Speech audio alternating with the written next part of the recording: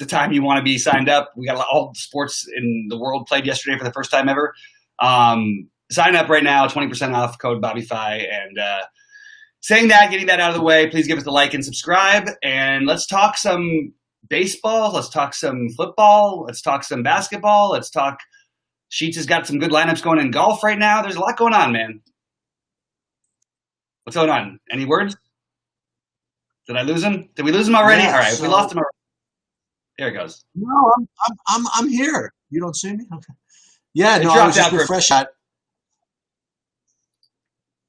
Yeah, I got 3 lineups in the top 30 in the golf thing. I have the 6th, the 17th, and the 31st. That is great. But No cut. Hey. Oh, I thought cut. there was a cut. No, but you're not in any danger, right? Sometimes I have one guy who didn't start yet, who is only -2, but he should get there. I mean, he should be fine. What are we looking at? -4, -3? I actually haven't even had time to look today. Probably -4-ish or something like that. Oh, he should be okay. Yeah. All right, man. Well, let's get into it. Let's talk about that's exciting. I mean, we're going to have hopefully a fun sweat all weekend. Unfortunately, I was unfortunate enough to have a huge run early the last couple weeks in golf, and then it faded away, and then sort of came back on Sunday. But hopefully you have better luck than that. And you ready to talk a little bit about the NBA? Sure. All right. Let's start it off with the first one. Oddly enough, it's the Clippers today as the first game. And honestly, I think there's a couple ways you have to try to play this slate. It's going to be really hard not to want all the pieces in the Game 7 in that Boston-Toronto matchup with the condensed rotations. There may be more volatility in this Denver Clipper game, and it's hard to fit much in, basically. So how are you sort of prioritizing, I guess, this game, either side of it? I mean, from a straight betting standpoint, I would leave this one alone. The Clippers are 8.5-point favorite. It's a pretty sizable number. They could still win and cover. They could still lose and Denver could still cover. I like Denver to actually make a run tonight, but I don't think that I'm going to go – I wouldn't go heavy on betting on this one. It wouldn't surprise me either way, basically, what happened tonight. I agree. I really don't have much of an opinion on either side of these spread games today. Except I would say also, like I did the last time, that I do tend to usually favor the under in these, depending what it is, in these game 6s and 7s. And I would have been right if the Toronto-Boston game didn't go triple overtime or whatever the other day. Right. And I think that everything kind of tightens up, and it just becomes harder to score as the deeper you go into these playoffs, as the Rockets are finding out in pretty egregious fashion. It's just more difficult to get it done. You know what I mean? Defense, like they say, defense wins championships. It really does. You need to have really good offense to get there, but in the end, remember, you're playing these teams like 5-6 games in a row, and you really just know everybody's tendencies, and it's just really, really difficult to put a lot of points on the board. So that's why for me, if I had a betting, lean, I would just say just the under in both. Yeah, I could certainly see that. You've been on this under thing for a while, and it certainly made sense to me. This game is a little bit. I could see going a little bit different. I could see somebody getting hot, because of the way they play. I could see somebody getting hot, and maybe you could go. But you know what? Overall, I would probably agree with that. How about from a straight up, DFS angle? What are we looking at here? What are some of your favorite plays? And mostly I'm using this, to be honest, as a game that makes the other game work. I don't really know how to get my love away from that other game. Yeah, I think we're going a little bit different then, because the way I'm looking at this is my main priority on this slate is Jokic. I want to really make sure to get him in, and then let everything else to make him work. And if you play Jokic, it becomes very difficult to get all the guys that you're going to want from the Boston-Toronto game, I imagine. So I guess we are approaching him a little bit differently. I'm doing more kind of a player by player thing, just because it's only a 2-game slate. So like for me, again, I'm going to end up playing Jokic. I'm going to end up fading Kawhi. I'm probably going to end up fading Tatum. You know what I mean? That's probably just the way I'm going to end up. I'll probably end up with some Jokic, Murray, Paul George thing or something like that. That's just the way I'm initially building. Yeah, I like Jokic. Right now I've got him in half my lineups. I don't even feel that great about it because I actually kind of am starting to like Tatum a little bit better tonight. Interesting. It's a must win, sure, and they can beat him up inside, but this is a must win for those guys. And Tatum in the last game was just everywhere, and he basically he didn't shoot, he shot the ball well or did anything. He put up 68. I know it was overtime, but he had 61 in regulation. So I'm sort of interested in Tatum potentially today, and I think that you might get lower ownership on him. So I'm sort of flirting with that idea right now. Okay. Yeah, I mean, what are we thinking about all the middling guys, the Jeremy Grants, I think Jeremy Grant can do nothing on the court, and I think it's going to keep some people off of him. The fact is, if he put up 30 fantasy points the last game, he'd be 70% owned. That's happened a bunch of times this year. It's probably you're getting 25 from him, but at this price, I'm needing the savings. I need some savings here. Yeah, I agree with that. And with respect to, see, this is what I run into with kind of these salary saving things. I mean, it is a GPP thing, so you want to get the guys with upside that could break slates and stuff like that. So, I mean, on the one hand, I really want to play guys like Norman Powell, right? Guys that are cheap, and if they get hot, they could end up playing, double overtimes. You know what I mean? And really getting there. And even guys like Michael Porter, if you're going to save salary, on the one hand, it'd be nice to get those upside type guys. Yet on the other hand, to get that minutes floor with Jeremy Grant is pretty freaking powerful. So where I'm probably ending up is playing a bunch of those guys. Like I said, for Jokic, I'm going to be forced to. So my initial build has both guys like Powell and Grant, and and even Patrick Beverly. You know what I mean? In my at least shell lineup. Yeah, that makes sense to me. I definitely get behind Beverly Powell. I actually think there's an argument for JaMychal Green.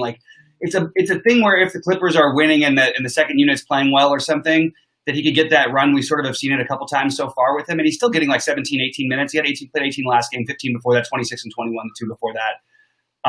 There's certainly enough upside. If he gets to 20 plus fantasy points, which he did, get to 25 in game two. Yeah, maybe this game too. So I think he's kind of interesting. I think that he's the really cheap guy other than Beverly. You can, play both of them and do some interesting things. I also have been on this Montrezl Harrell thing, and I think I might stay with it a little bit tonight. I think Zubac is going to be really popular at 5K. I don't think the range of outcomes is necessarily all that different between the two, and I think Harrell can go nuts, and we've seen it happen before. So that's where I'm at on him. How about you? Yeah, I don't know, man. I mean, you remember, for a full season, I think I must have played Montrezl Harrell every game. And when he's in there and he's active, he's very, he's a good guy to have. I haven't really been game log watching or anything like that, but is he? I mean, again, he was coming back off an injury or whatever, so he didn't throw him right back in for max minutes. But I don't know. I just get the sense that they just prefer / need Zubac to be in there, and I don't know how much Harrell's going to get enough minutes to. I mean, they've sort of used both of them, but Zubac has played more minutes. He's also more expensive and is definitely less per minute, and that price does matter a little bit to me. So I mean, I have a build I love with Zubac, with Harrell in. The truth is I could easily make that switch easily over to Marcus Sol, who's also, I'm worried about his minutes as well, although he somehow weirdly closed in the last game at the end of the regulation and didn't play the over. It was so strange what they were doing with the rotation. But I think I would prefer Harrell. I still like Harrell as a long shot. I think that I still expect him to have a game here, and I don't know. I can see a lot of ways this works in his favor, especially if you like the Jokic thing. There's no reason Zubac can't pick up 2 quick fouls also, which could put Harrell on the court a lot more. True. True. So that's sort of where I'm at. And I also think that, again, the points per game have actually been closer than you would think, considering how the minutes have spread out. Hey, John. Sorry, go ahead. Sorry, Sheets. No, what I was going to say is the other, I guess, a basketball thing I've noticed, and I mean, it's been obvious to everybody, and you don't play this guy as much as I used to. You know what I mean? You're not much of this guy, but this guy was so bad in the last game. Siakam, holy crap, he was I used to play more of him than like, anybody, and then I stopped playing him when he started being horrible. It's not like coincidental. I know what's happening. I'm watching the games. I'm also thinking a terrific play today. Like nothing's changing my mind about that. He's going to play every single minute on the court, and if I can play just that game basically and sort of treat the Clippers as if they're going to ignore it, but Michael Porter on one end is going to do the scoring for Denver. I feel like my lineup is the one way I can try and get a little bit different with my lineup and just go hammer the game that I really like the most and play 4 Toronto guys and one of the main Boston guys. So this is what I do, okay, in these 2-game slates, and I'm glad that you brought that up because this is what I've been doing literally every 2-game slate, and except for this one for now, but I'm going to go back to doing that, is I make 3 builds. I make a build stacking the crap out of one game, which is flicking in one guy or maybe 2, depending, from the auxiliary game, and I do that with each game, and in a third lineup, I just kind of like make, best plays, sort of, you know what I mean? And maybe that's a decent idea of again, you happen to like the Boston-Toronto game. So just, play everybody. Like, what are you going to play? Lowry, Van Vliet, Powell, Siakam. Anunoby's fine. Boston play Tatum and then play nothing but Beverleys and Millsaps and cheap guys from Denver Clipper game. Well, yeah, but especially the specific ones I would go for if I was targeting that. Like on FanDuel, it makes more sense to go Williams at point guard, so because of his price, and what it opens up. But I think what you want to do is you want Porter in that build a little bit. Like if they get in trouble, I think they're going to go. You're going to see them down a lot. They're going to go to Porter. If they're up a lot, they're not going to play Porter that much. Does that make sense? They're worried about him defensively.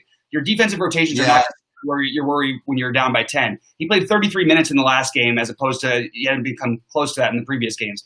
And then he made the controversial statements after the game about how they have to spread the ball out more, which basically everyone on Twitter lit him up for, and every analyst I've listened to has said he was accurate, and I agree with him too. That if you just run a 2-man game against this Clipper team, you have no hope. Hopefully Mike Malone's picked up on that. He doesn't pick up on a lot of things sometimes, but I'm into the Porter thing pretty much like that, just taking a stand on him. I didn't. With the bench, with either the Harrell or the Beverleys and Beverly, I'd rather be Lou Williams, but Beverly is the cheap guy on FanDuel who makes it work.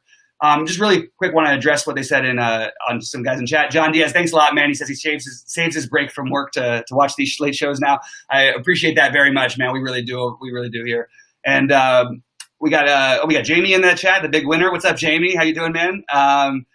The locks, Warren. Let's see. Okay, so with all the minutes in Boston-Toronto game, who do you like? I like the guys we mentioned just now, but my priorities would be Lowry, Van Vliet. Siakam would be lower than probably even Anunoby for me, but I kind of think that may not be like exactly that might end up. Siakam might end up being really low owned in a game where he could not play well and score 50 fantasy points. Now I know he didn't in the last game, but I don't think that we're going to take that as just gospel. So I like Anunoby too. I mean, the problem is I like Tice on DraftKings at a little bit cheaper than Anunoby. He's a better play. But again, I also think Siakam's got the upside. So I like all the guys. I prefer Jaylen Brown over anybody on Boston. Boston's notoriously great for just blocking up point guard. I'm sorry, Toronto is. They did a great job with Kemba after he went off. I mean, the guy's taken, look, he was 2 for 11 in the last game in a double overtime, closeout game. Jeez, I certainly understand the logic of playing Kemba. He could always light it up, but he would be my least favorite of those guys. Tatum, I think, will go around 25% owned-ish maybe tonight, maybe a little bit higher than last game. So I think you're going to get some pretty good ownership stuff on him. But Jaylen Brown would be the first guy for me. Again, pricing does matter today. But I've got my main build right now. I've got 4 Toronto guys and at least 1 Boston guy. I won't say exactly what it is, but it's close to that. All right, Cheats. Anyway, we can move on to the next one. I just wanted to I thought it was kind of good to talk that one through because I like the the way I'm trying to build and the way I'm playing this game 7 is that even if it's sloppy and ugly, there's just going to be so many fantasy points to go around. You're going to see a million minutes out of everybody. And that's just not the case. It may be the case on the Denver side, but honestly, with Denver, other than Murray and Jokic, who else can really take advantage of that? Because we don't know who it's going to be. It might be Jeremy Grant playing 40 minutes again, but it might be Michael Porter Jr., playing 35 minutes and putting up 50 fantasy points tonight. That's what I'm playing. All right. So basically, it's the end of stuff like Robert Williams' season and stuff like that. I mean, they're gonna roll with Tice, right? I mean, he's pretty safe. Early Tice foul trouble and potentially late. People forget this. This guy used to be the highest. Like he used to be what we think of all the Memphis guys now. Just 1 million fouls per minute. There's always a chance that he gets in foul trouble at some point, and that's worth noting. You know what I mean? That's really it. But he'll play through 6 fouls, so he's still a good play no matter what. But Robert Williams, probably will be on the court for a decent chunk of the time, but he won't be on the court all the time when he's not there. So it's really speculative to play the other Boston guys.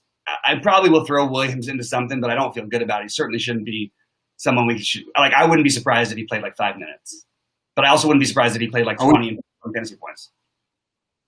Are we both fading Kawhi? Is it? Yeah, I don't really see any reason to play him. I don't even understand what that logic would be. Like, I really can't find an angle that this is not. Sure, it's a closeout game, and he's good in closeout games, but this is a 3-1 lead.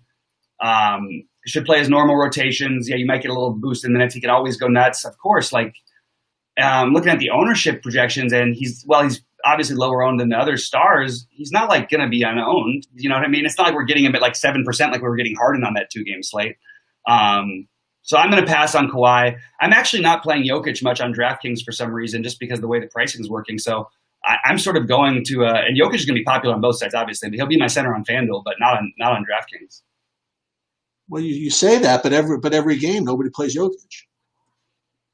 That's not true. He got a little bit more ownership in the last game, but you're right. He does get lower owned than he should in these situations, and maybe you're right. He has to get me 60. Has to. That's a lot, man. Like, and he's done it twice in this series. Like, I expect him to be to have the opportunity to do all that tonight. But I've also seen him, the way he plays, it doesn't mean like, he probably gets like as many hockey assists as anybody else does in the league too. They're going to swing the ball. Like, I'm going to play the Michael Porter Jr. angle. That's just what I'm doing. But I certainly get the Jokic thing. I just personally, I'm trying a different build and just hammering the other game, and I can't do that and play Jokic. There's just no way to do it. I have actually, you know what? I have 5 Toronto players in my lineup now. Oh my goodness, I love this lineup so much. All right, anyway. So who are your favorite Clippers? I guess Paul George, Beverly, Lou Williams. On FanDuel, I like Lou Williams' price because it allows you to stack the other game like I want to. On Beverly, I don't have. On FanDuel, I don't have. I have Jokic, so I can't. That means I can't play Brown or Siakam basically because I'm gonna play Lowry and Van Fleet and everything. There's not a lineup I'll have.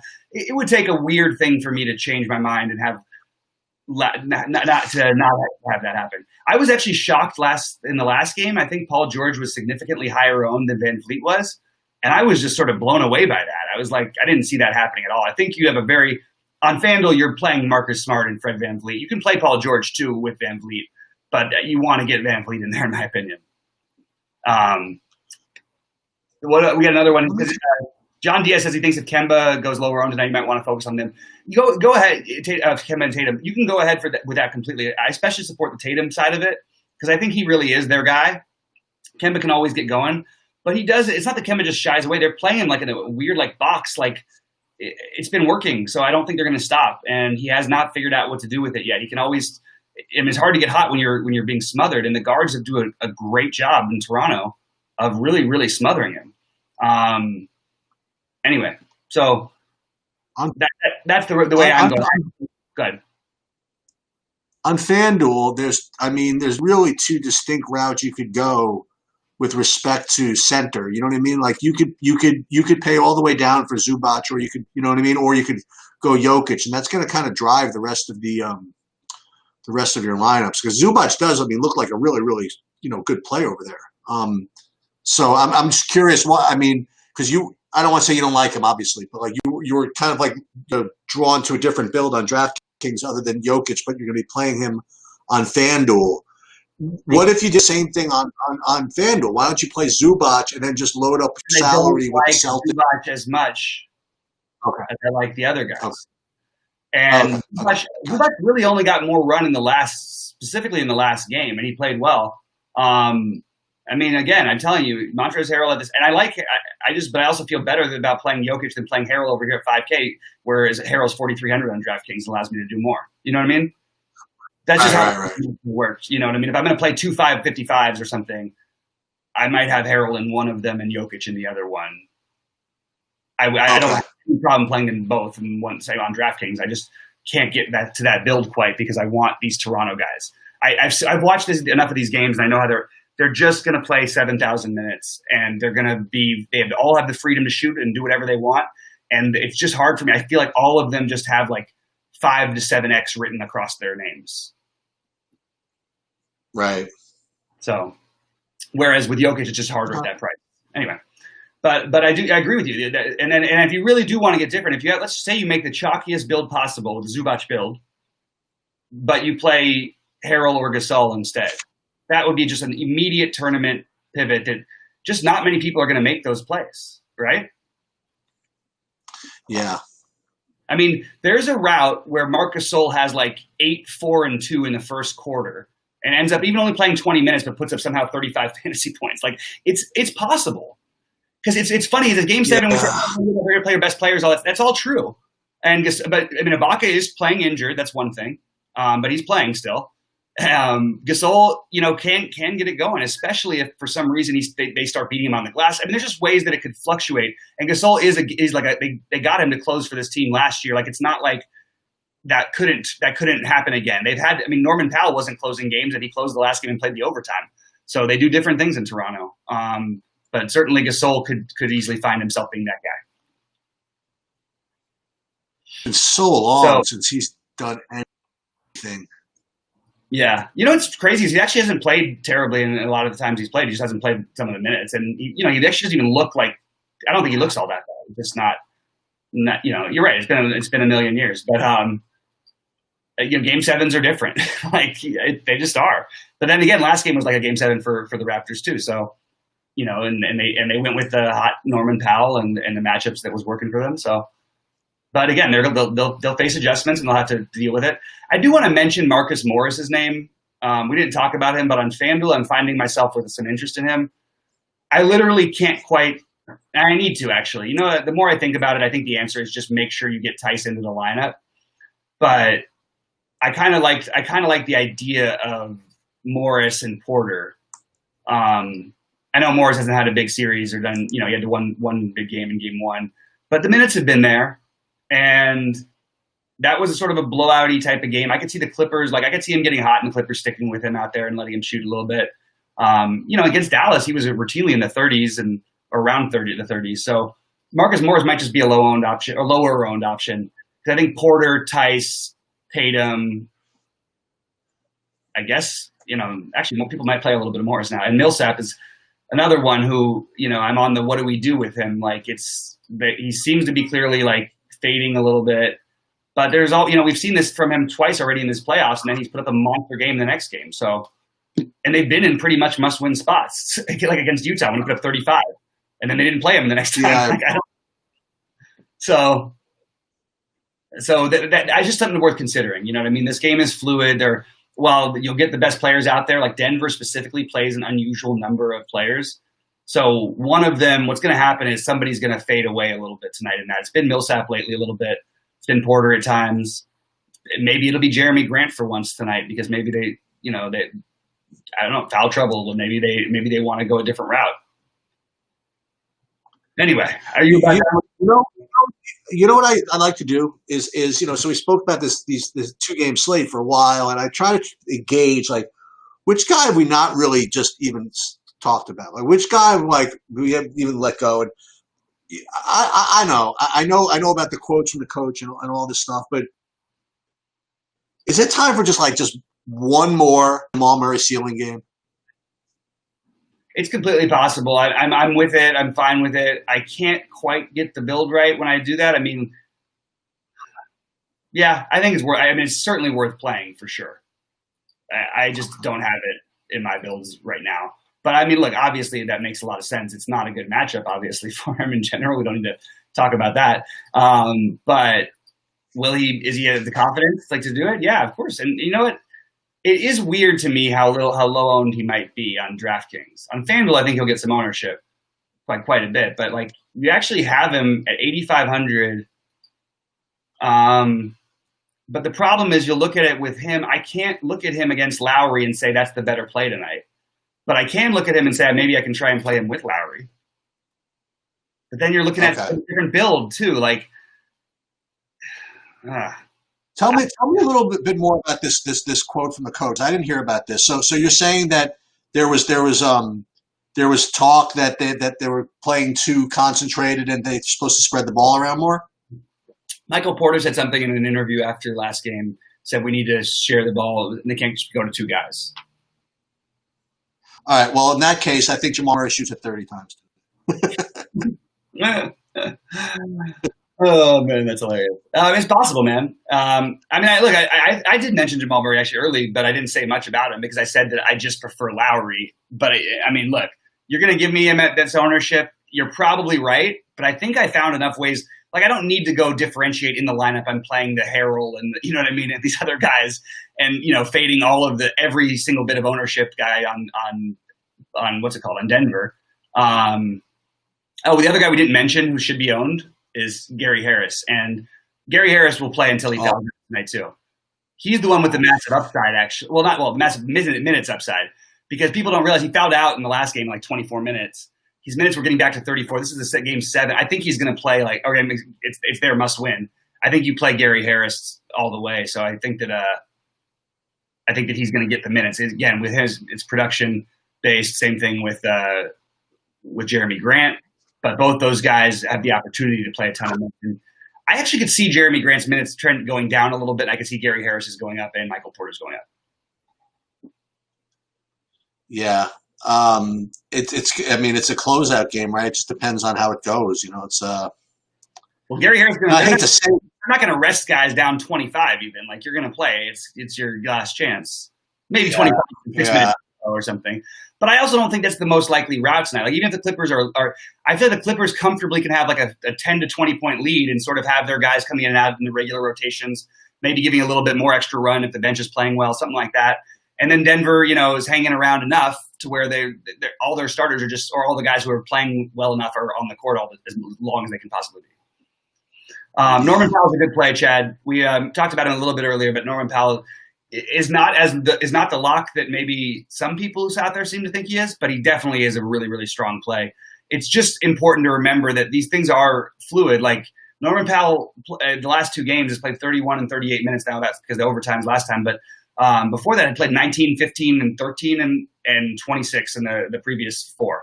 So he was averaging roughly 17 or 18 minutes a game, and it's jumped up to 30. Now, while they won one of those games, so maybe we can assume it happens again. They also did lose one, and it could easily, those minutes, if Ibaka's hot again, could easily go to Ibaka. Ibaka's not going to be owned because I think people realize he's actually injured and the minutes aren't going to be there. But, man, I'll tell you, there's no one who seems to give this Boston team more of a hard time than him. It's just a shame he can't really play the minutes to do anything about it. Anyway, that's where I'm at. Around with is Patrick Beverley's both shooting guard and no, he's only point guard. He's only point guard. Oh, he's only point guard? Yeah. Okay. Yeah, and then the other, I did mention Michael Green, and the last guy I'm just going to say, if you're playing 150 lineup somewhere, Landry Shamet on DraftKings, you could take a shot there. Always an outside chance he makes 5 threes and maybe 6. It just can happen in the way that the game is well. But I'm not playing that many lineups today. I'm kind of wondering why I'm not, except for that got a few things to take care of later today. So, but I think avoiding the Clippers as much as possible is a good idea. A really good idea. Avoiding the Clippers. Yeah. Possible. And if you do play them, play the JaMychal Greens and Patrick Beverleys. Play the useless cheapies or whatever, the Montrezl Harrells, maybe Zubac if you fancy or whatever. Like, a lot of people are going to do that. I'm a little bit more on the Harrell side of it tonight, which I love because it's going to be way lower on. And yes, the minutes projection is much lower and all that. It can change, man. It can absolutely change. Montrezl Harrell historically has dismantled this team. I just can't get over that. And he's actually been really good in the minutes he's played. He's just not getting the minutes. Anyway. So, all right. So we're basically done with this. I think that we sort of highlighted our things. Any other questions on basketball, feel free to ask. We're going to jump over to baseball now. I've got my little all of my little cheat sheets up. We didn't get one of the guys in my lineups in my original stacks, which might change my gameplay. And I've actually had a lot of guys out today who I was going to play. So we did a baseball video up on my channel right now, and just to say right now, like I still stand by what I was saying about the players who are playing, but a lot of those guys who I talked about aren't playing. So just keep that in mind. All right, who's not playing? Moncada, Moustakas, I think. I think that Winker isn't playing. We'll double check as we go along. But like, I just had a million notifications. I can't answer them during the show while I'm trying to run this thing. Oh, okay. I saw that this guy's not in your lineup, and there's reds all over my thing. I don't know who it all is though. All right, man, you ready to talk about Pittsburgh, KC? Yeah. We were looking for ideas of either hitters or what hitters to replace Coors bats if they're too chalky, or to at least complement Coors bats to get them in. And we were talking about maybe using some of the KC and Pittsburgh guys. And the other thing is that find it interesting to possibly use Bubic as an SP2 alongside of Giolito or Castillo or whatever, however you pay up.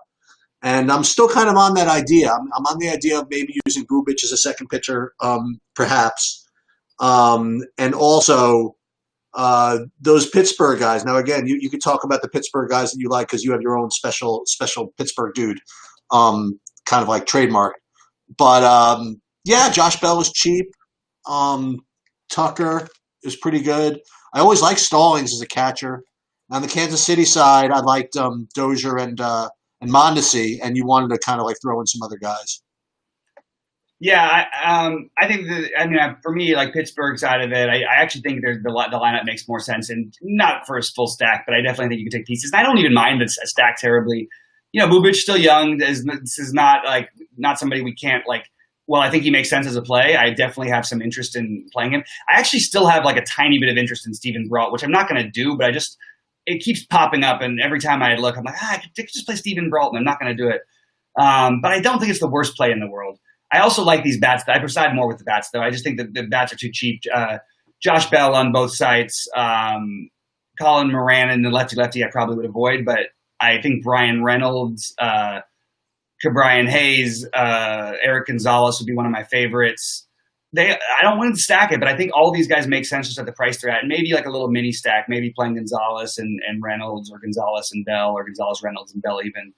I don't think it's a bad way. You could even do it with a Coors stack, and you're going to get really low ownership. So I like that. And then I like on the other side, I really like Hunter Dozier tonight against Brault. I like Maikel Franco. I don't know how much of him I'm going to end up with because of the way my builds are going, but like I do like him. And I like Witt. I'm not as into Mondesi personally. I have a power problem. I like guys with power. McBroom at minimum cost is interesting. The fact the guy only always ever gets one at bat is kind of nerve-wracking. It's the same thing with Matt Reynolds.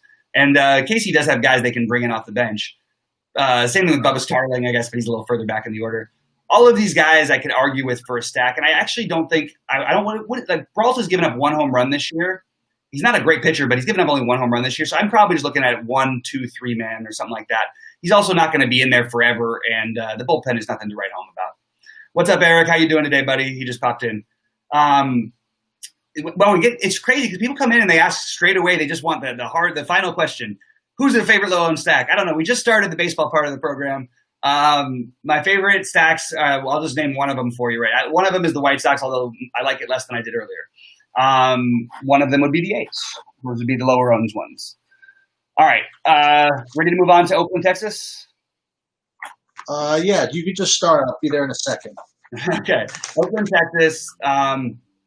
So no interest in – okay, so I was going to say no interest in either pitcher, but I know I'm alone in this. I have a tiny bit of interest in Mike Fiers.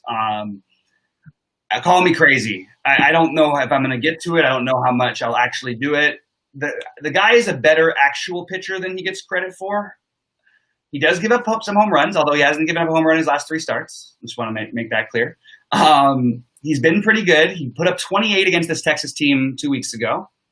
Why would we not consider him when we're willing to play guys like Bubic at 30% ownership? Why wouldn't we consider a guy like Fiers, who actually has higher upside than Bubic does at 7,200. Like, I mean, I know there's a little price gap there, $600, but like, I mean, I don't know. The more I think about it, the more I just go. And honestly, I prefer what's his name, the pitcher in the final game, for Seattle over all of them. But Fires is interesting, right? Like, I don't know. It's a low run total. You've got a guy who's shown the strikeout upside against a team that strikes out all the time. Bad hitters park. That's going to eliminate some of the power that he gives up. And these guys just kind of suck. Like, and I mean, they have a 4.1 run total. They have the pitchers that are being taken in games where there's a 4.1. They're all over the place. And all of a sudden, why wouldn't we just take this guy? I don't know. I think the SP2 today is very vulnerable. Whoever you take. Yes,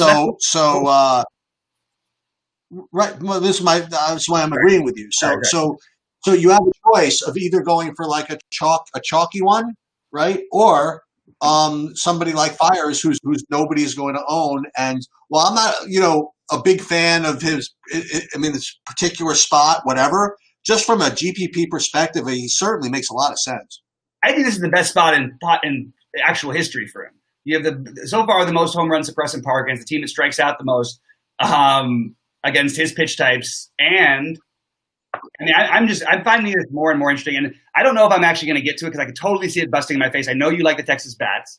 I don't know. I mean, but why not? You don't have to apologize for this one again because again, the SP2 tonight is very. It can be very fishy. I have no problem with it. I'm just looking at some Texas dudes like just as like kind of like cheap play. Like Odor at 3,100 just like looks like a good play. That doesn't mean Fires isn't a perfectly good SP2. Sure. But I do think that like Kikuchi does feel like a safer play, much safer and a better play. But I just think that there's the upside here, and just to get a guy with no ownership is interesting. Yep. So let's talk about. So you like Odor. I personally like Olsen on the Oakland side. I don't mind getting a little mini stack of Oakland. I just don't particularly love the other players. I think Joey Gallo, I initially thought was going to be high owned in this spot, and the fact that he's not, if you're not playing Fires, which I'm not playing that much of if I do at all, I think you want some Joey Gallo. The other Texas, you're going to get some popularity on some like guys like Sean Murphy and guys like Roman Laureano for Semien, because people are going to stack Oakland with the Coors game. That's the guys who'll have, and Olsen even too. But Olsen, it's still going to be low enough to where you can certainly play Olsen. And I'm that's where most of my Oakland interest is, and you've got the Texas interest. So, what I was going to say also with the Oakland, I do think on FanDuel they're particularly appealing actually. The Texas guys, I don't know, Odor, Dietrich if he gets in, Tavares 2,300. I mean, just guys to play. Yeah, and the interesting part is I thought that was going to be the common thing to do with Coors early in the day, and I don't know. Like at least the projections as of right now, that certainly doesn't look to be the case, which gives me a little bit more interest because I say these things about Fires, the guy can get wild and he can give up home runs. So I'll take anybody. I mean, these guys are still major leaguers. Ronald Guzman has power. I could play Guzman, Solak, and Gallo, who all have power. Like and do it cheaply, and then maybe throw in Tavares, and then you have your core stack with that. Yeah, dude, I can. You know what? I was off of it, but I'm liking both sides of this one. Oh, that's funny. Look at Eric's question sheets. You get to read this one. Can you see it? The most recent one. I want to play Gary, but I'm finding it so hard to do on FanDuel. No. The most recent one says it's QQ. Is Richards going to be a target of you guys? And this may be a good, not quite the time we thought. Maybe you just jump in that he's your favorite pitcher on DraftKings. Yeah, Garrett Richards is probably going to be in every lineup of mine on DraftKings. We could talk about that right now if you want. I mean, I've just been. It all started back when I read an article like 2 months ago that his spin rate was like one of the best there is right now, and he's fought back from his injuries and he looked really, really good coming out of surgery. And then I was trying to play him all season, but because of who he plays for, he's either playing the Dodgers or Colorado like every freaking game. So it was always kind of tough to find a spot to play him.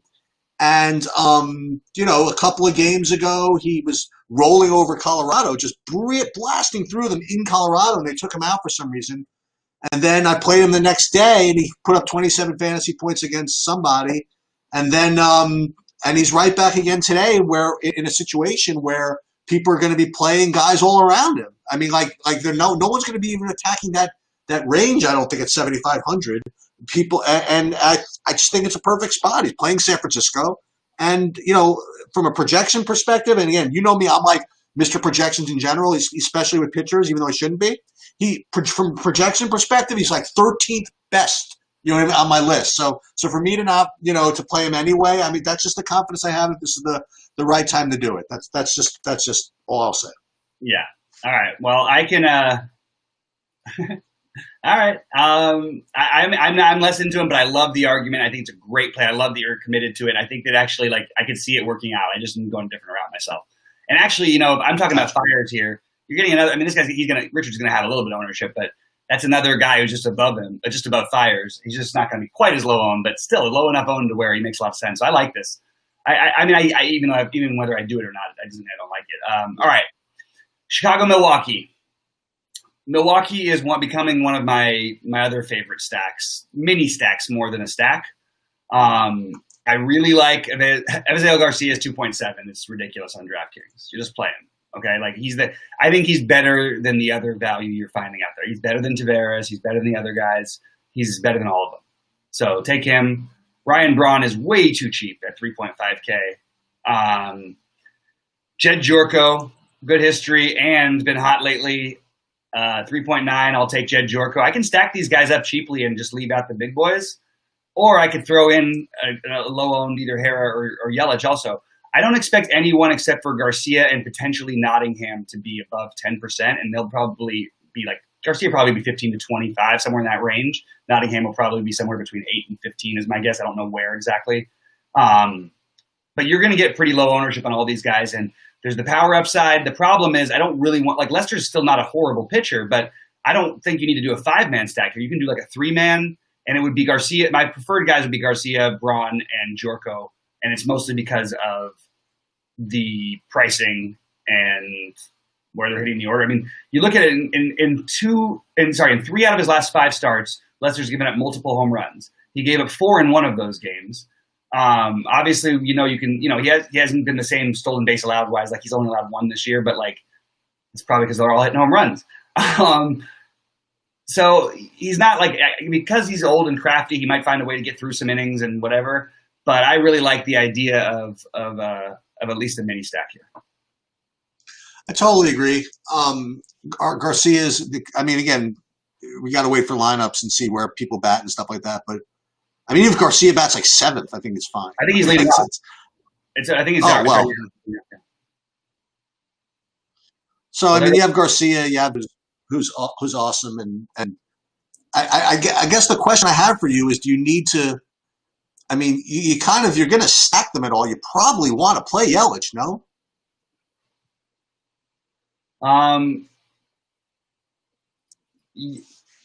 Yeah. Wait.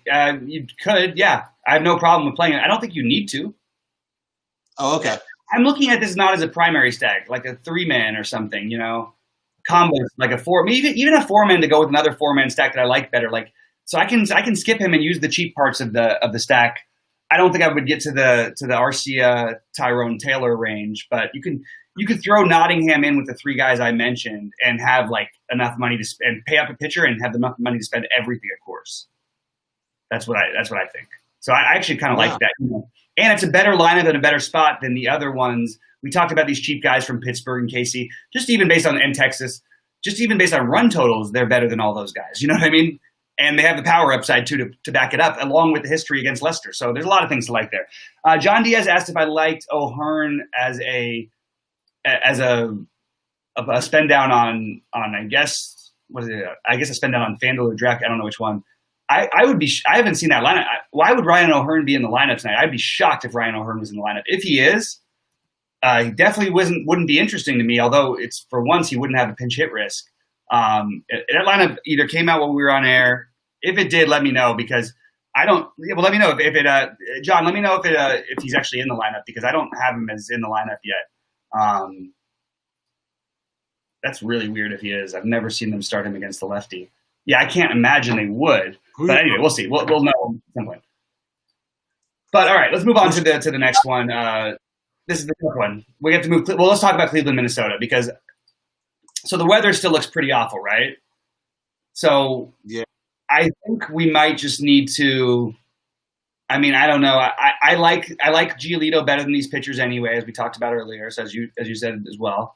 I think it's I just think that it crosses off. You obviously couldn't play any hitters in this game anyway because it's going to be a shortened game.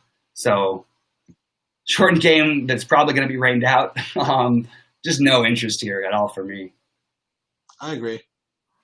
Nice. We can just move on. I got a question here from Eric. Do I like the card stack?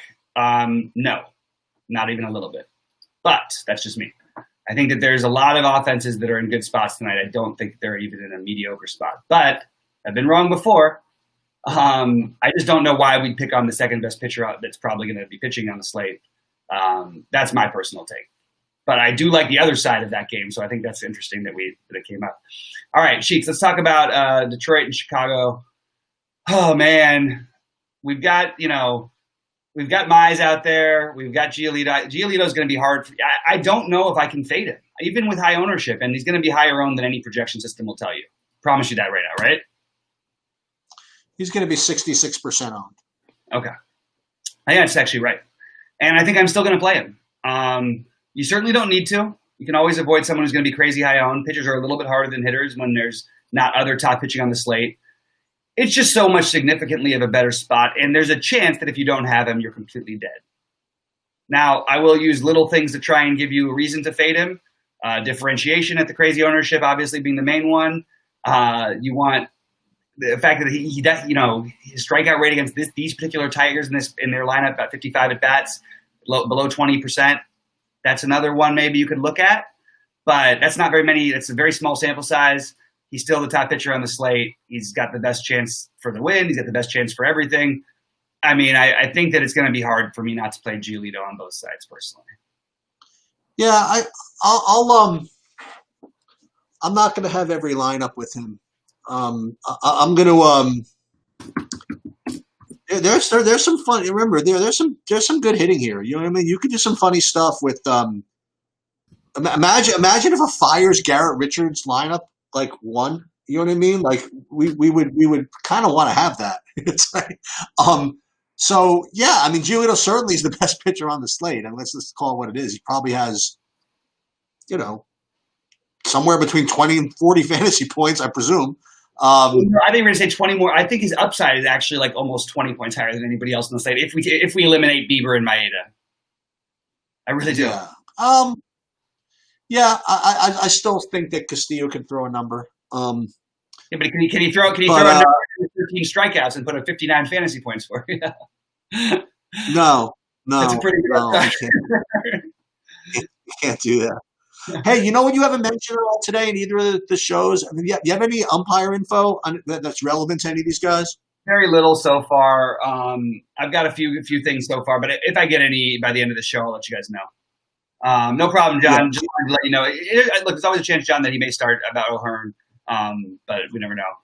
Oh my God, this is so funny. Look at the question from Eric. This covers about what we talked about for like 20 minutes, which is great. So we can say it again. We know I've come up with my answer. I am playing Harrell and Beverly on DraftKings. I actually needed the savings on Harrell to build the lineup that I wanted. Not the lineup of my dreams, but the lineup I really wanted.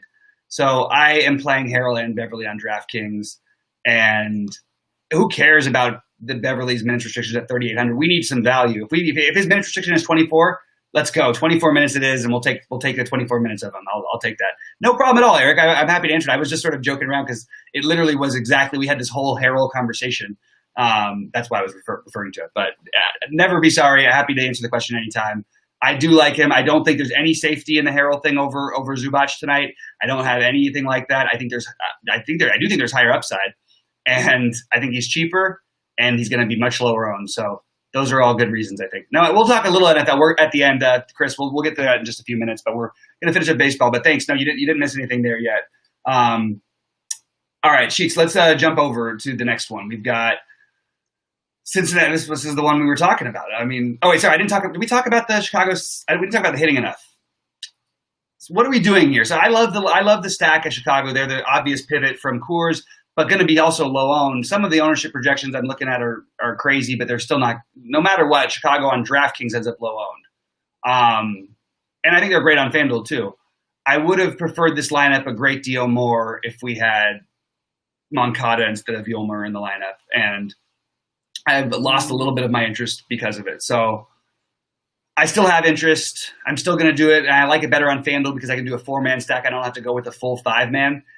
And I really think you can pick 4 guys out and try and get home runs from them for the White Sox. And Mize can get wild, by the way, too. So I don't mind a 5-man stack at all, but it's just like the prices are really hard on DraftKings, huh? It is really hard, but, if Mize gets wild, for example, I mean, again, we talked about this, and I usually prefer to play White Sox against lefties. But who's to say that? I mean, Mize doesn't get wild and he gets chased a little bit and he's out of there after 3 innings. Then who knows who we're going against?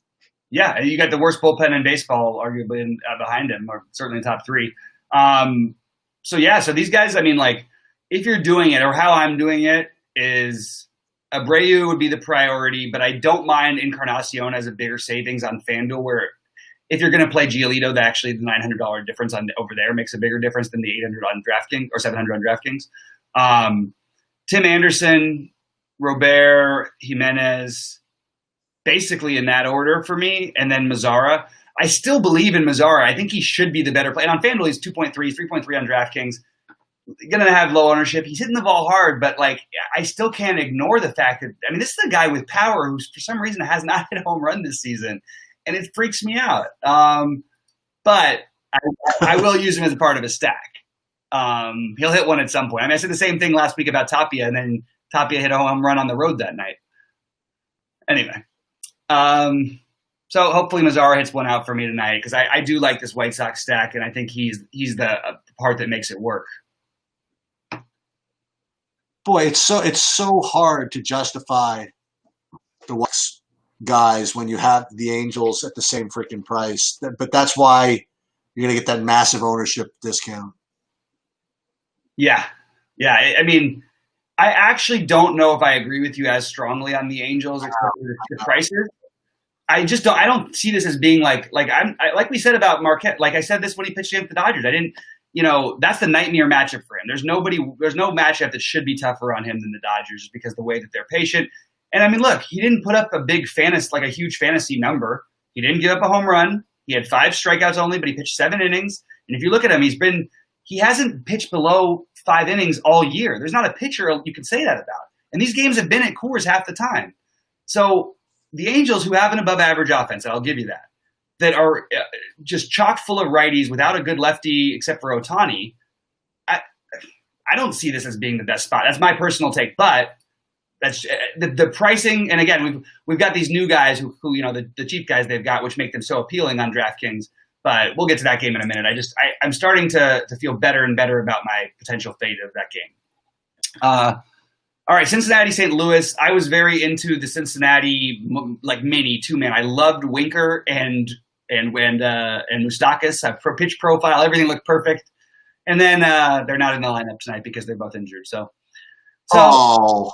you basically get nothing out of this team. I think you can play Brian Goodwin at 2.8 leading off against Wainwright. He still can give up some lefty power. Aquino is only 3.2. Shogo is 2.1. Shogo's leading off 2.1. Brian Goodwin is at 2.8, batting 5th. Both of them in play.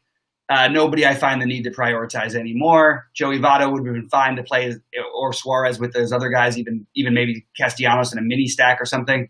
But I can't do it anymore. I'm out on it. No more for me. Yeah, I'm trying. I'm trying to get into this Reds thing. And yeah, I agree. I would have preferred the guys that you were targeting to be in there. So I don't know if I'm gonna get there. I mean, I'm just eyeballing it, but there's no way. I mean, they're gonna.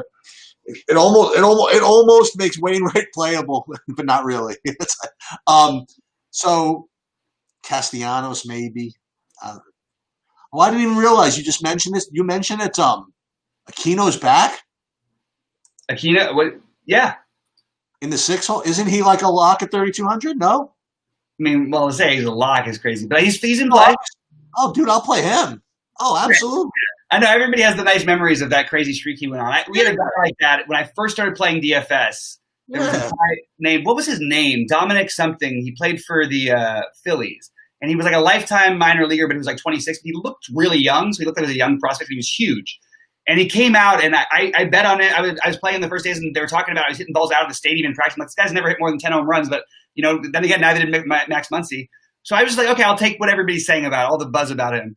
And he just went on one of those tears, man. He hit like 390 for like 2 months, and he had like 18 home runs in 35 games or something nuts. It was like, and then he never did anything again.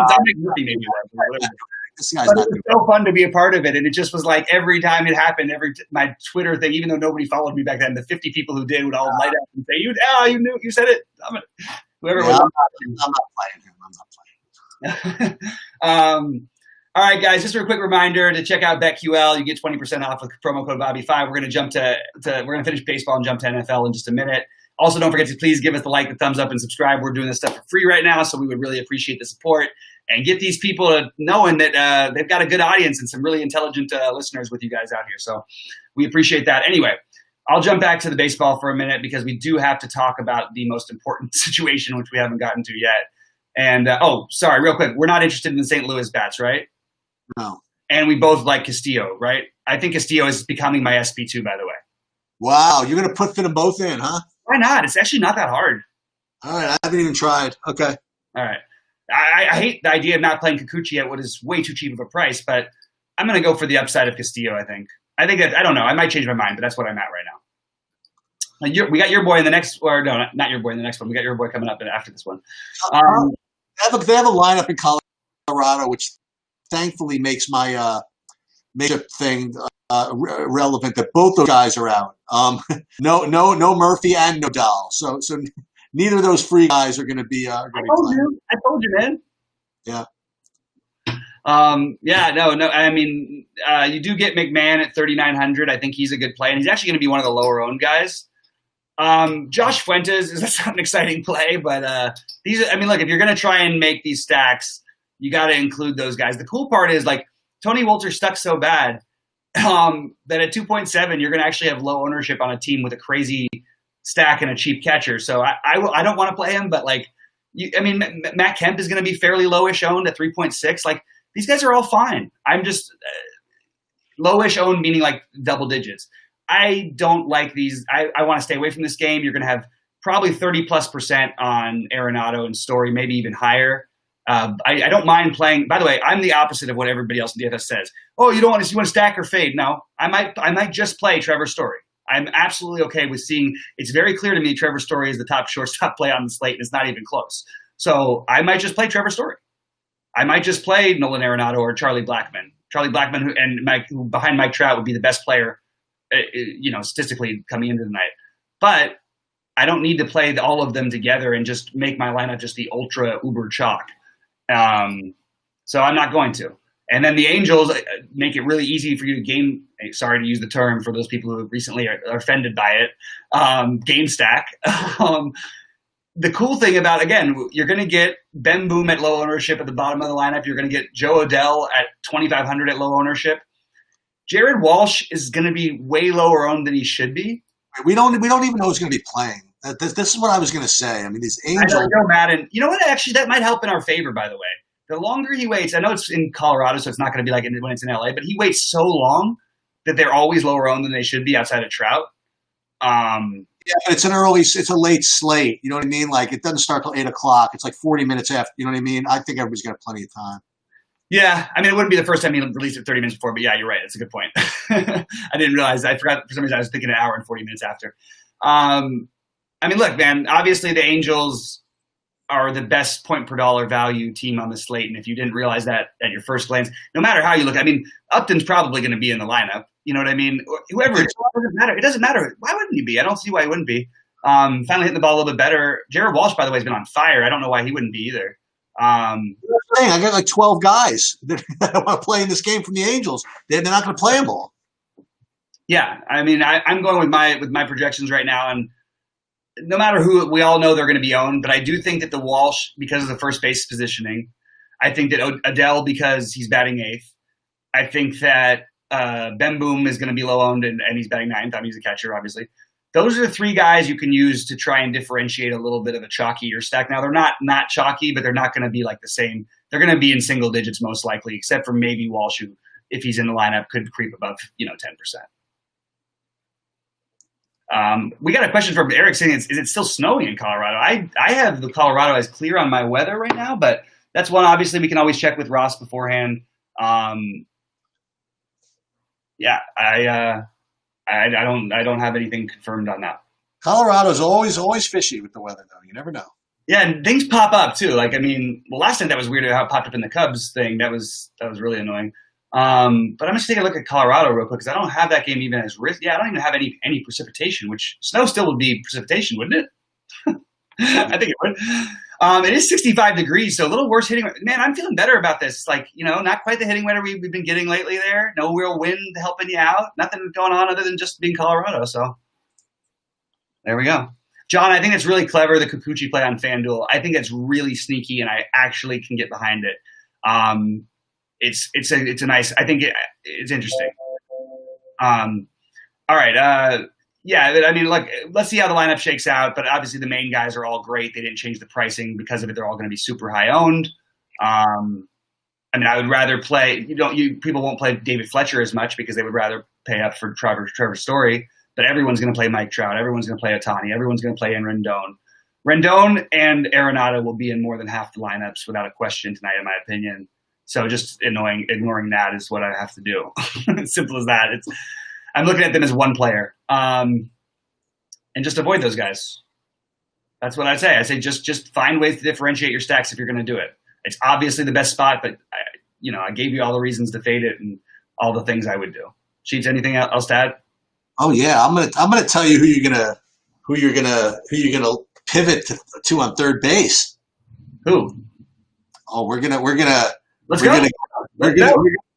go after Kikuchi. We're gonna play Escobar. Oh yeah, of course we're playing. Yeah, he's the chalk, by the way. What did you say that Rendon and Arenado are going to be 50%? Yeah, he's the cheap chalk. Sorry, let me rephrase. Okay. The mispriced chalk. On FanDuel, I actually don't know if he is. On FanDuel, he literally popped on everything, so I just assumed he was going to be like 20% on FanDuel. But DraftKings, actually, he might not be quite as high because there's no the utility spot, obviously. No, before we get to that, though, we'll talk about your favorite pitcher of the night, who's Garrett Richards. I have no interest in any player in this Giants and Padres game. I don't mind if you want anyone off ever from San Diego, but I'm just not doing it tonight. At these prices, I prefer the White Sox, so I am not stacking against Cueto. He's been way better than people think. And I'm not playing Garrett Richards, but I certainly Sheets has made a compelling case today. Let's put it that way. But the other issue is I'm still trying to find the ownership update where Caleb Smith's going to be 30% owned, and I'm still not finding it yet. Okay, well, it's not going to happen. I might end up with Caleb Smith instead now. I mean, okay. All right, so here we go. So, all right, Caleb. So you want to play Caleb Smith now instead of okay. Now, no big deal. Play them both together. That should be no problem. We have to finish up this one. So Garrett, we'll just say for this game, it's Garrett Richards and only Garrett Richards, right? I'm not stacking San Diego, but I didn't know if you might be. No, I mean, obviously Tatis is always fine, but I never play him for some reason. That's why I'm not winning. I guess. That's what I was looking at. Is like Trevor Story rates so much better than Tatis tonight, and honestly, that while there is an ownership gap, it's not that big of an ownership gap because Tatis always is going to be owned. You know what I mean? So why would I? I don't know. That's sort of what I'm flirting with. I can actually afford Tatis, and I'm choosing not to. And rather than play Tatis, I'll play Simeon and Olsen. You know what I mean? I'll play Yeah, that makes sense. All right, final game: Kikuchi and Caleb Smith. The not chalky Caleb Smith and the probably uber chalk of UC Kikuchi. This is the late night hammer for pitching. And maybe it's the late night hammer for something else too, buddy. I got a feeling that first of all, I don't mind the bats in this game, other than Dylan Moore, LeCastro's Price, and what's his name, and Escobar. No one really stood out. But I certainly I could be talked into to especially attacking Caleb Smith because we don't know what to expect from him. Cheats? Yeah. He's like, I don't agree at all with that. All No, right. I'm telling you, my brain is completely fried from this. I'm like, all right, Caleb Smith, he's back, 70 pitch warm up start. He wants to impress his new team. He has the freaking nut matchup. Every single pitcher against Seattle is 50% owned, regardless of ability, right? And this guy's 5,900 on a day where you want to get to Coors, and I just will find it shocking that he's not at least 20% owned. Yeah, he's not going to be. There's no way. All right, there it is. Kikuchi's in the same game with him and just put up 27 the other day. Like I don't even know, against the second worst team in baseball against lefties. Like there's no Arizona didn't hit a home run in their first 9 games against lefties this year. That's pretty incredible. The whole team. That's everybody. It's not one player. It's everybody. Anyway, so I'm going to go. I think Kikuchi's, and Eric Johnson asks, is Kikuchi good on DK? Kikuchi's better on DK than he is on FanDuel. That's why it's a great play on FanDuel. You get the low ownership on FanDuel. He's a great play on DraftKings. Like if you're making a cash lineup, it should be Giolito, Kikuchi. I don't think either Sheets or I would disagree with that. Right? Yeah. I mean, just if you had to make a cash lineup, I guess. I guess you could argue for the Berrios angle. I think that's valid. But yeah, the more I'm looking at it with the colder weather. Look, Colorado very well could go off every night. Usually, but fading it in this spot for the most part, maybe playing a little bit. And Story would be my favorite. I know he's gonna be popular. And then Walsh is my favorite from the Angels. But I don't really need it. What's that? If he plays. I mean, so it'd be weird to a guy who's played against all righties. It'd be weird to sit a lefty. Yeah. Especially because he's been like on fire too. He's put up like 20 points every day. Yeah. So all right. Well, let's talk really quickly about the NFL before we get out of here because we've run a little bit long today. I saw something earlier in chat and it scared me a little bit because I was on the same page and I thought I was nuts. So maybe Eric, we're nuts together. He liked Trubisky at Bridgewater week 1. I think that people will actually be on to Bridgewater a little bit, but I kept finding weird builds with oddly Trubisky and the guy I hate most as a football player around, Kirk Cousins. What is going on with me, Sheets? Tell me what I'm doing wrong. I don't know. Playing Mitch Trubisky? I don't know.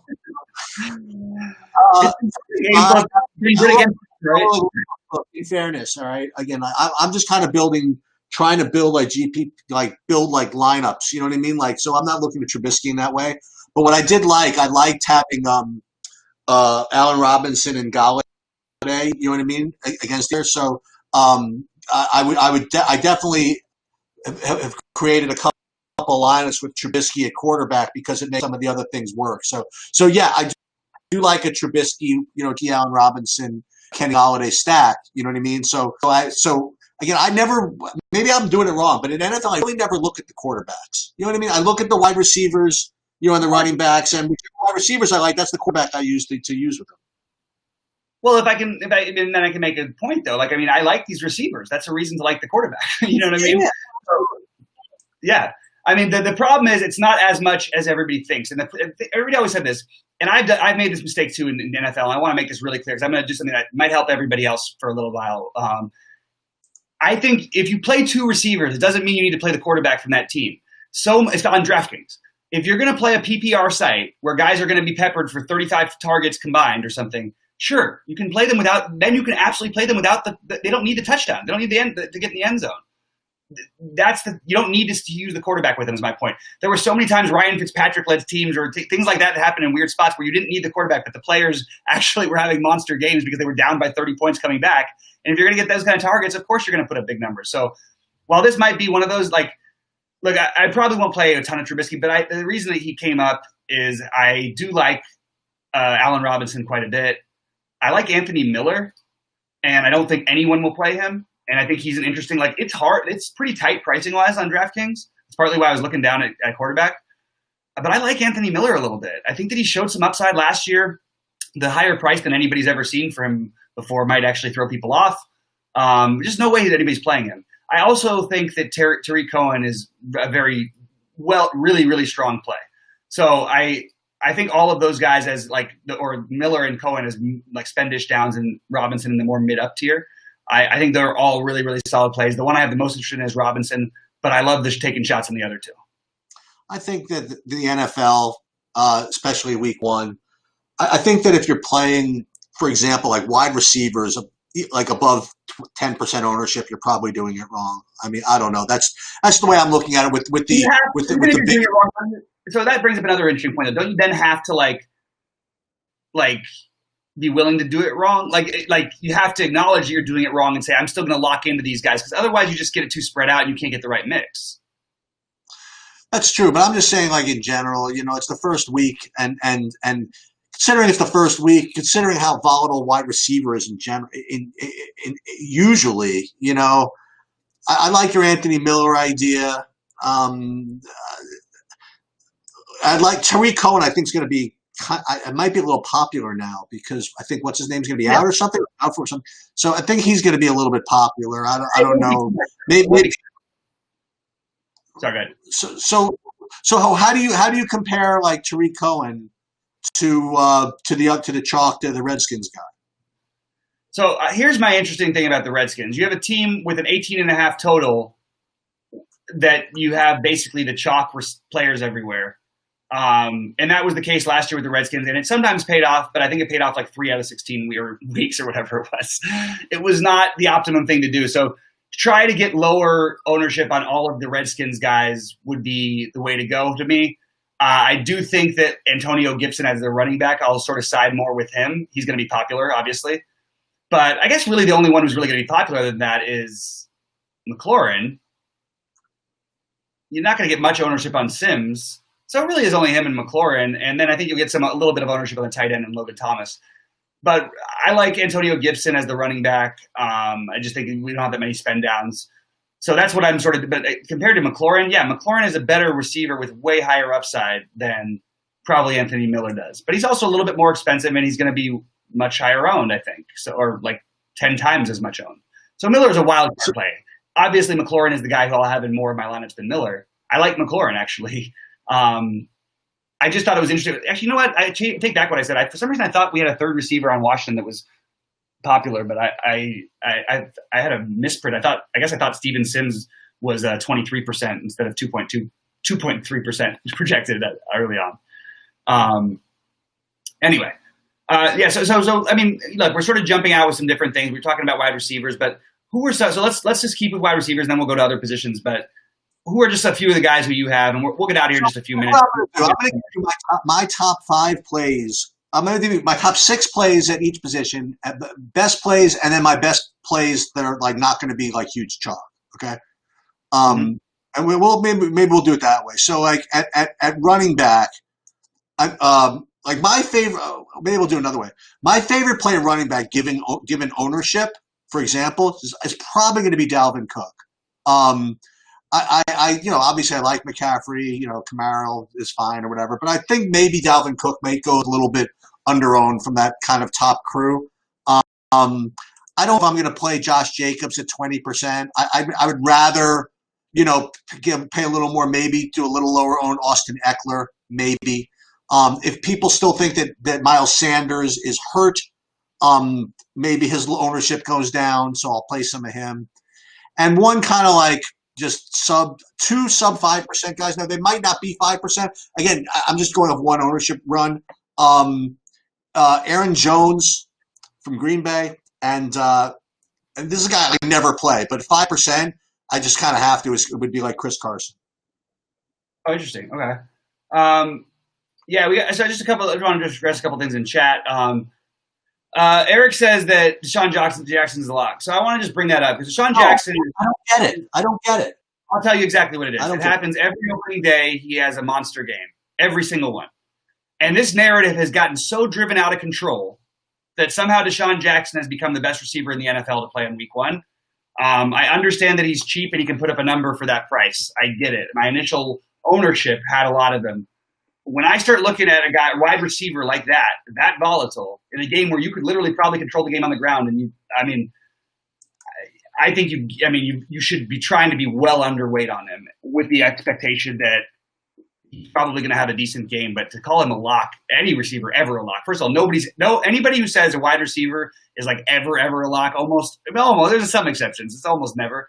They're all full of it. Like anybody touting it, I'm saying anybody on a show talking about it. people who say they lock, I listen to these guys on other shows, Sheets. I'm just going to really quickly rant before we get out of here. You can't say lock about 75 players in one slate. You can't do it. Lock means that's all you're playing. I'm still going to have Deshaun Jackson, but I'll be around like 15 to 20%, and I think he might be like up to 30% owned on DraftKings. No, Eric, don't worry. Don't be sorry. It's not you I'm going off on. I'm going off on how other people use the term that is now spread throughout the world. And it's just now people say, is so-and-so a lock to me? I'm like, there's no such thing as a lock. Like nothing is a lock. I just don't think that way. Anyway. Sorry, Sheets. I am playing zero of that. I'll tell you who I'm going to be playing. I'm going to be playing like Mr. Master of the Obvious here. I'm looking at two guys that are sub 10 that just beyond me. Is Chris Godwin and like Mike Evans, like honestly, like nobody's playing them? Is that real or no? I think that'll change. I'm kind of confused about it as well. I sort of thought that like with the way that talk and things go and pretty much all of the factors you would think that would make somebody fairly high owned. Now you could argue that it's just it's a wealth of stuff. He asked me before about Scotty Miller, the other receiver for Tampa Bay, and I just couldn't even think about playing a third. Like, there's too many guys as it is right now. I can't find another guy. So, yeah, they're totally in play. I do think it's important to note, like, Brady really doesn't throw the long ball as much anymore. It's going to be interesting to see how it goes. I actually think they'll be a successful offense and all that stuff. But let's not just like count on him like ripping them apart. And by the way, one thing that's really sneaky is like New Orleans pass defense is actually, I mean, they gave up yards and stuff like that last year, but like they've got good corners. They were just up by so much sometimes. Evans is hurt, but Evans should play.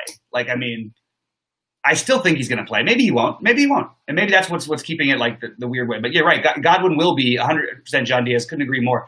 And that would be where maybe you can start looking at some of the other guys in that game. But for me personally, I'm sort of fine with both of even if Evans is in and he's banged up, I'll take a shot. Like I'm just talking about like 10% or something like that, 5%. And another question for you before again, it just is just again, I'm dumb, right?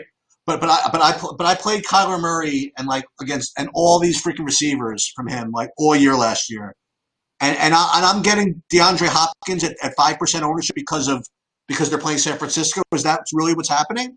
I don't get it. Yeah, that is exactly what's happening, and I think that we can take advantage of stuff like that. I think I'm going to leave with a final thought because I do actually agree that Hopkins, like I've got him as one of my preferred guys because like you don't do that with like the best receivers. Like I don't care, you know what I mean? But the matchup is the nightmare. There's not a worse matchup in football than they're facing, in my opinion. So do with that what you will, you know what I mean? But it's still DeAndre Hopkins. I don't think Kyle. I think it was like Watson or something, and it was the same game, and it would be no question. But it's just that who knows how well they know each other. It's a new system, and in general, I do think that we need to play guys who have some familiarity who are going to be low owned. First guy that comes to mind would be Julio Jones. You know what I mean? I don't mean they even need to always, in every case, know the quarterback, but knowing even the system and being with the team for a number of years or the coach. Those are sort of spots I would take advantage of. And by the way, in that vein, I find myself with some interest, like in this Detroit-Chicago game. Usually I just reserve my Detroit-Chicago play for Thanksgiving, but then I realized I win money every Thanksgiving. So why don't I just keep playing these guys? Marvin Jones always has 2 touchdowns on Thanksgiving. So I don't know. That's sort of my thought. But I do think you want to try and stick with the familiarity and all that stuff. John, totally true about San Fran, but to assume that they're going to be bad, and you say it's not a different. It's really not an altogether different defense. I'm not trying to make any major overhauls. They did change some schemes. That's true. But I think mostly it's going to be adding on to the old system. Galladay's a really solid play. I like Marvin Jones, too, at lower ownership. I always like Marvin Jones when he gets overlooked when I like this team. And for some reason, he seems to get there. But I do like Galladay quite a bit. I'll be open the field on him as well. Guys, any more QQs? We're going to get out of here in literally like 2 minutes. So we'll give you the last 2 minutes to get them in. Really appreciate those of you guys who stayed in. This was a long one. We covered a lot of stuff. We had a lot of different visitors. Please remember to like and subscribe. Check out BetQL, 20% off BobbyFi with the promo code BobbyFi. Hawkinson as well. No problem, man. Trying to understand what the question was though about Hawkinson.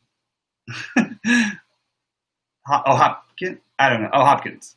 I don't know what he's talking about. Top 5 plays on DK for that's a tough. Those are always like really weird questions. I don't like doing that, so I'm going to answer guys who I have in my lineups the most, and I don't care if they're high owned.